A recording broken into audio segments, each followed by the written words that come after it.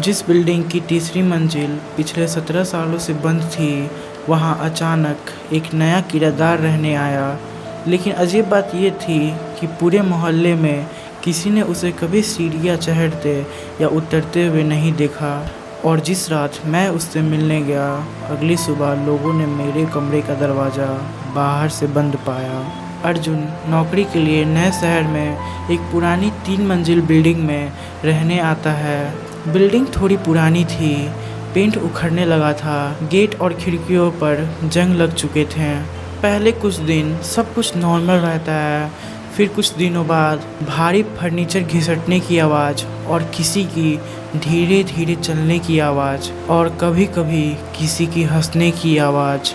अर्जुन सोचता है शायद कोई नया किराएदार रहने आया होगा। लेकिन एक दिन वो नीचे लगे लेटर बॉक्स में देखता है पहली मंजिल पर शर्मा और दूसरी मंजिल पर खान और तीसरी मंजिल पर कमरा नंबर 307 मेहता।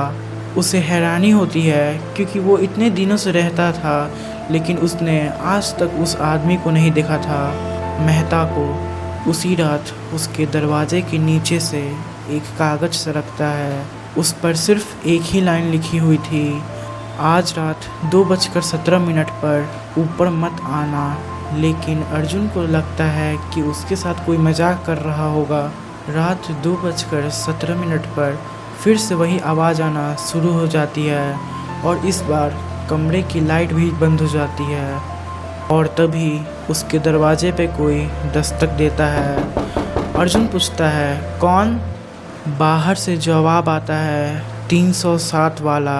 अर्जुन दरवाज़ा नहीं खोलता है और 5 मिनट बाद वो दस्तक बंद हो जाती है और सुबह वो बाहर निकलता है तो दरवाजे के बाहर धूल में सिर्फ एक ही व्यक्ति के पैरों के निशान होते हैं, जो उसके दरवाजे के पास तो आई थी लेकिन वापस नहीं गई।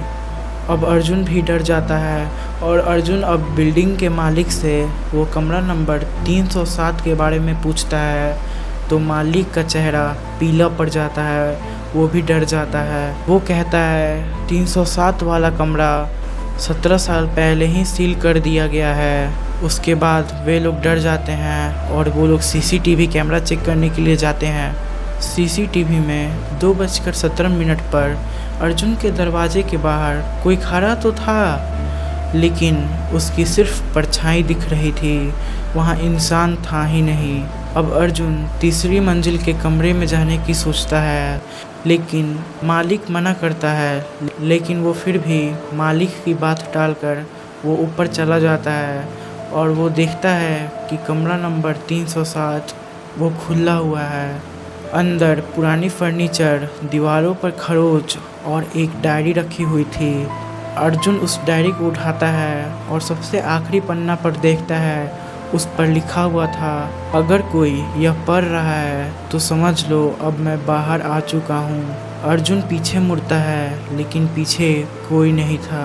लेकिन कहानी यहीं ख़त्म नहीं होती। 3 दिन बाद बिल्डिंग के लेटर बॉक्स में एक नया नाम लिखा हुआ था, कमरा 307 अर्जुन। लेकिन अजीब बात यह थी कि अर्जुन को उस दिन के बाद से किसी ने उस बिल्डिंग से बाहर आते हुए उसे नहीं देखा। मिलते हैं अगली एक और खौफनाक रात में, तब तक के लिए संभल कर रहिए।